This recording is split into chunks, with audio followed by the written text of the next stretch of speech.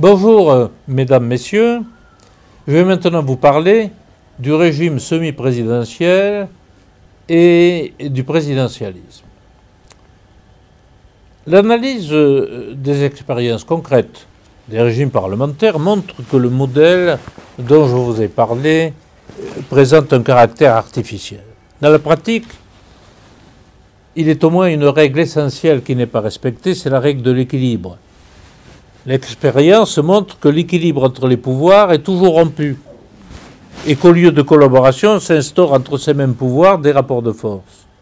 Dans la réalité, toujours l'un des pouvoirs domine l'autre. Et ce phénomène de domination est soumis à une alternance. En fonction du pays considéré, du moment, de l'existence ou non de certains facteurs politiques, on assiste soit à la domination du pouvoir législatif, soit à la domination du pouvoir exécutif, mais pratiquement jamais à une collaboration entre ces pouvoirs et à un équilibre entre ces pouvoirs. La Troisième et la Quatrième République française se résument ainsi à un gouvernement instable, sans autorité ni continuité, et à un Parlement théoriquement tout-puissant, au sein duquel les partis politiques dictent leur volonté, font et défont les gouvernements. Cinquième République française, au contraire, va être caractérisée par la domination du pouvoir exécutif et sera dès lors qualifiée de régime présidentiel, c'est-à-dire de régime présentant à la fois des caractères du régime parlementaire et des caractères du régime présidentiel, et parfois a été qualifiée de régime présidentialiste, tant dans certaines situations est importante la domination du président. Ce glissement sera favorisé par les mécanismes de rationalisation du parlementarisme. La Constitution française de 1958 ayant servi de modèle mimétique au constitutionnalisme africain, le présidentialisme d'ailleurs parfois sensiblement aggravé, va caractériser les régimes politiques du continent. La rationalisation du parlementarisme a l'ambition d'atteindre un but essentiel: renforcer le pouvoir exécutif. Ce renforcement va s'effectuer dans deux directions généralement complémentaires: un renforcement de la situation du chef de l'État et un renforcement de la situation du gouvernement. Dans la première hypothèse du renforcement de la situation du chef de l'État, la rationalisation consiste à présidentialiser le régime parlementaire et à remédier à l'effacement traditionnel du chef de l'État dans ce dernier type de régime. Le remède consiste simultanément à rendre le chef de l'État organiquement indépendant du Parlement et à assurer sa promotion fonctionnelle en le dotant de prérogatives réelles. Ce double phénomène a été observé dans le passé à travers l'expérience de la République de Weimar, c'est-à-dire la Constitution allemande du 11 août 1919, et son échec permettant de mesurer la portée limitée de cette forme de rationalisation. Indépendance organique du chef de l'État, donc la Constitution allemande de 1919 marque une rupture avec le parlementarisme classique dès lors qu'elle s'efforce d'instaurer un chef de l'État puissant et indépendant. Cette Constitution rompt avec la règle traditionnelle selon laquelle le chef de l'État est élu par le Parlement. Or, selon l'article 41 de ce texte, le président est élu par le peuple allemand tout entier. Il émane donc du suffrage universel direct. Un tel mode d'élection transforme fondamentalement la situation du chef de l'État. Tout d'abord, et comme en régime présidentiel, le chef de l'État devient organiquement indépendant du législatif quant à sa nomination. Et surtout, il est élu au suffrage universel direct. Donc il acquiert une représentativité et une légitimité démocratique au moins égale à celle du Parlement. Enfin, étant l'élu du peuple tout entier, il ne peut plus se borner à être un simple arbitre exerçant une magistrature d'influence. variable. Captant en quelque sorte directement la souveraineté populaire, il devient le centre d'impulsion du système constitutionnel, du système institutionnel. Pardon. Mais cette rationalisation a pour objet aussi de promouvoir fonctionnellement le chef de l'État. En régime parlementaire classique, le chef de l'État est titulaire d'importantes prérogatives. Mais en raison de son irresponsabilité politique et de la règle du contre-saint, ces prérogatives sont en réalité exercées par le gouvernement. La Constitution de Weimar va se conformer à ce schéma traditionnel et consacrer les prérogatives classiques du chef de l'État parlementaire, comme la compétence diplomatique, la direction de l'administration et des armées. Parallèlement, cependant, la Constitution allemande de 1919 octroie au chef de l'État des prérogatives nouvelles destinées à être exercées réellement et non plus nominalement. Ainsi, selon l'article 25, le chef de l'État détient un droit de dissolution quasi discrétionnaire.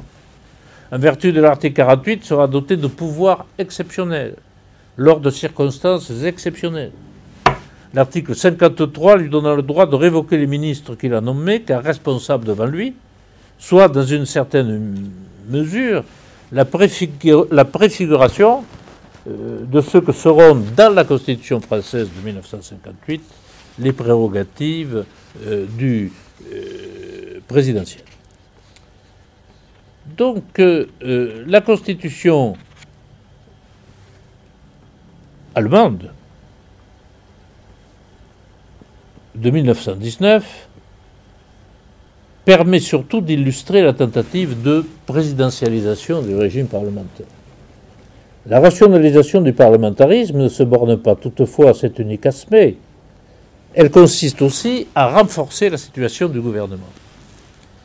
Et ici, il s'agit de remédier à la prédominance du Parlement et surtout à l'instabilité ministérielle, due essentiellement à l'absence de phénomènes majoritaires. Du point de vue technique, la rationalisation consiste à créer des mécanismes constitutionnels susceptibles de pallier cette absence et de stabiliser les gouvernements. Des mécanismes complexes ont pour objet la mise en jeu de la responsabilité politique, que l'on s'efforcera de rendre la plus difficile possible en multipliant les conditions restrictives, tant sur le fond que sur la forme, et en subordonnant le renversement des gouvernements à l'exigence de majorité qualifiée. Ce type de rationalisation a été consacré par la Constitution française d'ailleurs de 1946, puis par la loi fondamentale allemande du 8 mai 1949.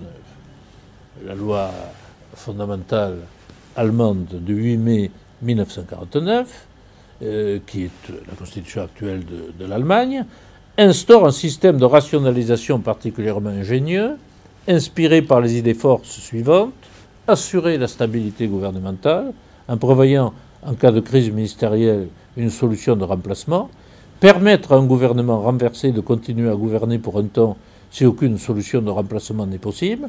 Et sur le plan technique, le système se décompose en 3 mécanismes. L'article 67 de la Constitution a d'abord pour objet la mise en cause de la responsabilité politique du chancelier fédéral. Ce dernier ne peut en effet être renversé par le Bundestag que si celui-ci est capable d'élire immédiatement et à la majorité absolue un autre chancelier pour lui succéder. Ce système dit de défiance constructive a pour évidence le but d'empêcher le Parlement de destituer les gouvernements lorsqu'il n'est pas capable d'en susciter un autre, et d'assurer ainsi la continuité gouvernementale. On trouve là la trace du souvenir historique de la République de Weimar, et cette défiance constructive a pour mission d'empêcher des coalitions négatives et le phénomène de conjonction des extrêmes, pas pour renverser les gouvernements. L'article 68 de la loi fondamentale fait entrer en jeu le droit de dissolution. Lorsque le chancelier fédéral pose la question de confiance et que cette dernière est repoussée par le Bundestag, le chancelier peut proposer au président de la République de dissoudre le Bundestag. Ce droit de dissolution apparaît donc comme une arme de dissuasion destinée à faire hésiter les députés à repousser la question de confiance. Ce droit de dissolution s'éteindra toutefois si le Bundestag est capable, conformément à la procédure prévue à l'article 67, d'élire un autre chancelier pour remplacer celui qu'il vient de renverser. L'article 81 de la loi fondamentale prévoit enfin la procédure originale de l'état de nécessité législative. Dans cette dernière hypothèse, un chancelier fédéral renversé, dès lors que la question de confiance a été repoussée, peut non seulement rester en place, mais continuer à gouverner. En vertu de l'article 81, le chancelier peut en effet demander au président de la République de proclamer l'état de nécessité législative.